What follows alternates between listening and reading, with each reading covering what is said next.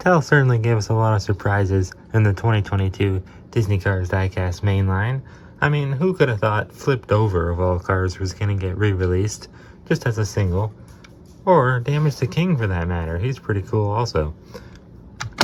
But I think one of the most surprising things that came out of the year was this new series. It doesn't even really have a real name, but I guess it's going by the name of Racing 2-Packs. Well, that's what the barcode says anyways.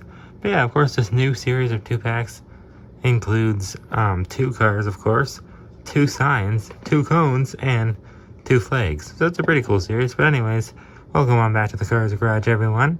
Today we're going to be taking a look at this pretty cool 2-pack of Superfly and Airborne. 2 cars that I actually don't have previously. So it's a pretty cool 2-pack for me. Now, if you already had these cars, they're not new variants, so it's not the most exciting pack, but I would say it's definitely better than if they would have chosen some more. Like, there's definitely more boring Thunder Hollow Demolition Derby racers they could have chosen.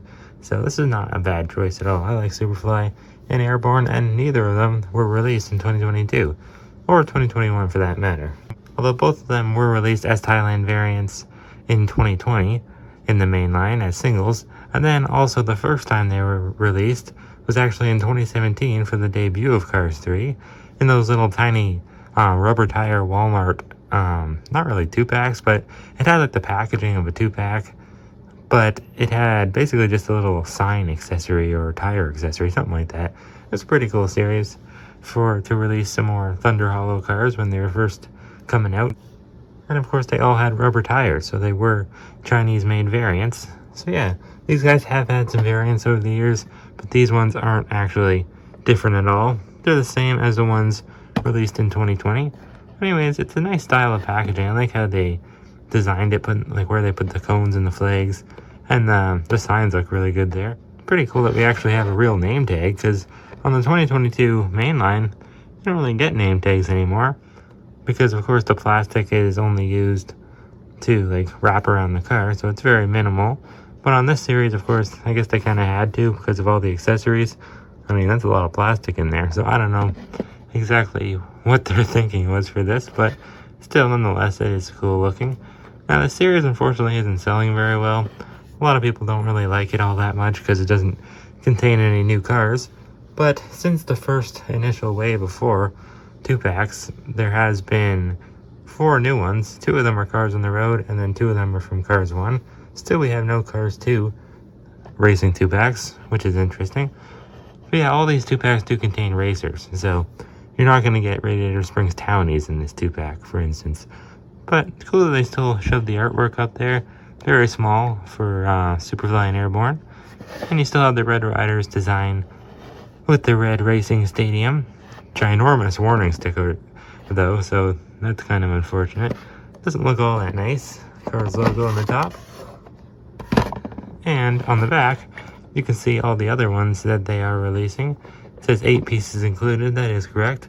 The weird thing is it says as seen in Cars, when technically all of these initial 4 are all from Cars 3, so kind of weird there. But I don't think they would have had room to fit the Cars 3 logo in there.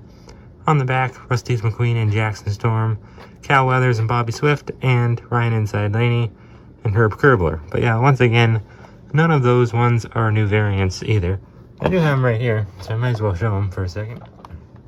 So there's one with McQueen and Jackson Storm. Pretty nice presentation on it, but boring cars, of course. Then we have Cal Weathers and Bobby Swift, which is a pretty nice one. Can't complain. And my second favorite one, because I do like the Thunder Hollow one the best. This is probably my second favorite, Ryan Inside Laney and Herb Kerbler. Because Herb is definitely a nice release. Ryan Inside Laney, not so much, but technically none of these cars in this series were released in 2022, except for, or Jackson Storm, of course, or at least as singles. But without any further ado, I think it's time to open these guys and see how they look all out of their package.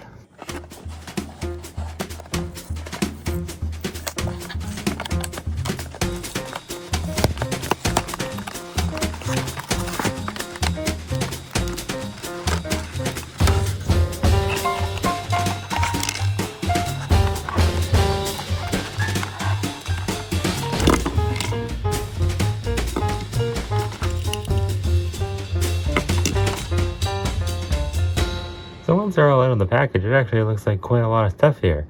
There is 8 pieces, of course, but not all of them are really like high quality accessories. Like these signs, for instance, are made of cardboard. We'll get to those in a second. But first, I do want to show off these nice little flags that come with them. This one says number 72 for... Oh no, I got them flipped around. This one's for Superfly, this one's for Airborne. Number 90 is for Airborne, yeah, alright. This is pretty cool. Just has a little number on them. Nothing too crazy. I think it looks better for these demo derby racers, though, than it does for the next gens. There we go. Put it inside the cone, I guess. Is that how you do it? Yeah. That's pretty cool. It's a bit tall. But, yeah, it's kind of a cool idea, I guess.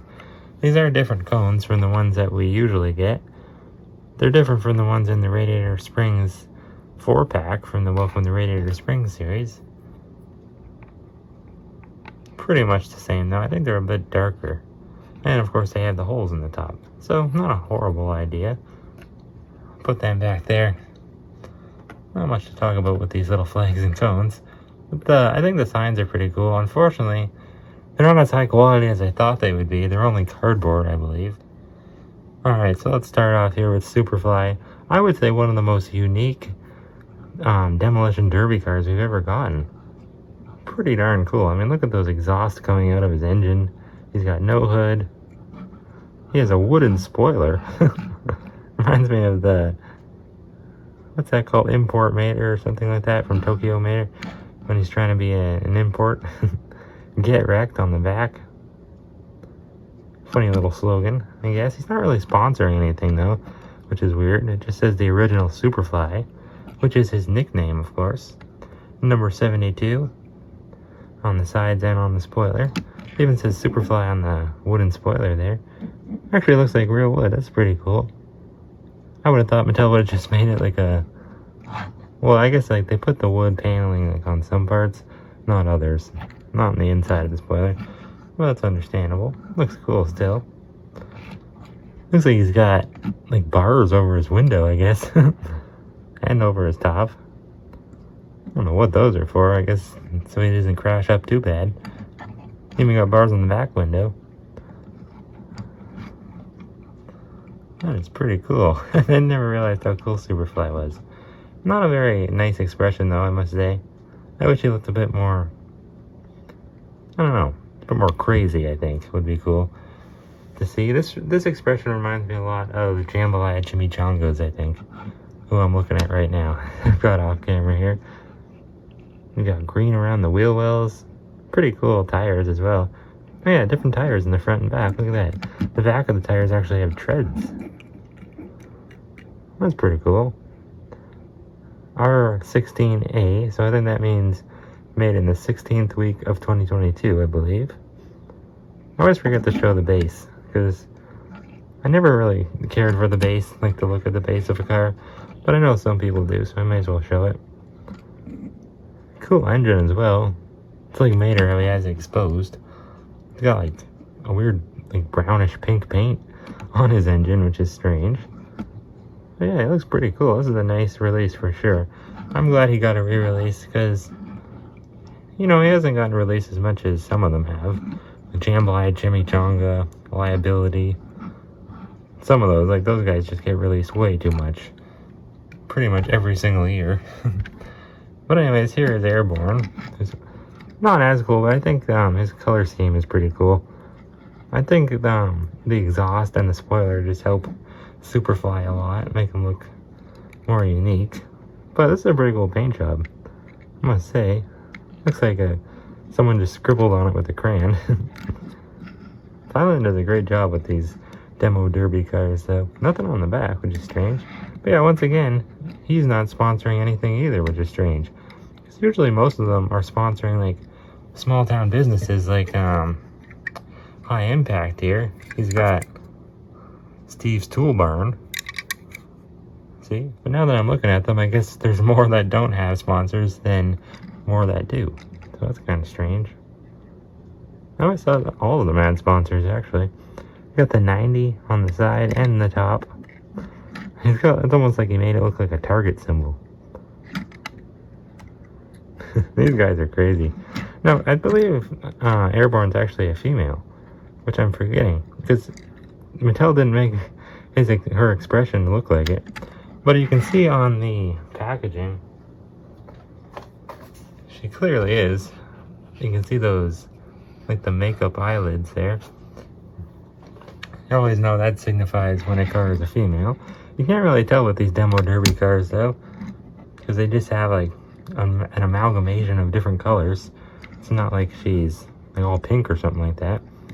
Pretty cool though. Nothing on the back. I'm very surprised. They always do a great job with these cars. Look at these rims. They got like little white dots around them. Yellow in the front, blue in the back. Even got some like yellow scribbles on this one. Same on that side. Yep. Same wheels. Yeah, I was gonna say they're alternate colors, but no. The bottom, what is it? That's a weird. Oh no, I thought the date stamp was gray. No, it is white. R17A. So week after Superfly was made. Interesting. Once again, different size tires in the front and back. I think most of them are like that. He does have tiny little spokes right here. I think that's what that is. I don't know what those are.